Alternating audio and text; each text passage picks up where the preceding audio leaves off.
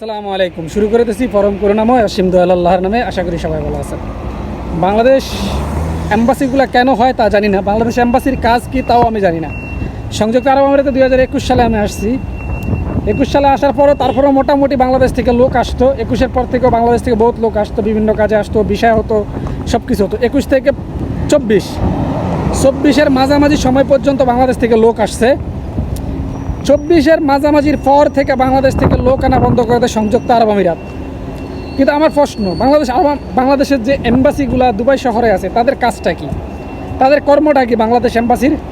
আমার জানার ইচ্ছা বাংলাদেশ এম্বাসির কাজটা কি, কী কাজ করে তারা, কী নিয়ে এত ব্যস্ত থাকে যে বাংলাদেশের ভিসা কেন ওপেন হচ্ছে না, কী কারণে হচ্ছে না, এটা নিয়ে কি তাদের কোনো ভূমিকা নাই নাকি অন্য কোনো কিছু?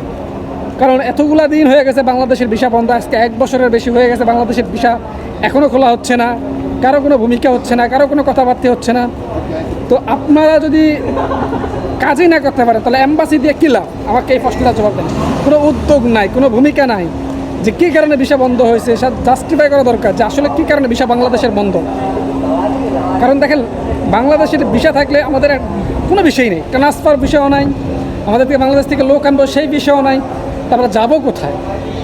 জাস্ট ট্রান্সফার বিষয়টা খোলা থাকতো তাহলে অনেক মানুষ আছে অন্য কোম্পানি চেঞ্জ করতো বা কিছু কোম্পানি চেঞ্জ করে যেত, সেটাও বন্ধ।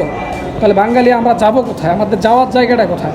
এদের কাজটা কি? এদেরকে বসে বসে বেতন দেওয়া নাকি কোনো কাজ আছে এদের? অবশ্যই যারা দেখবেন, অবশ্যই ভিডিওটা যারা দেখবেন তারা অবশ্যই কমেন্ট করে জানাবেন যে বাংলাদেশ এম্বাসির কাজগুলো কী।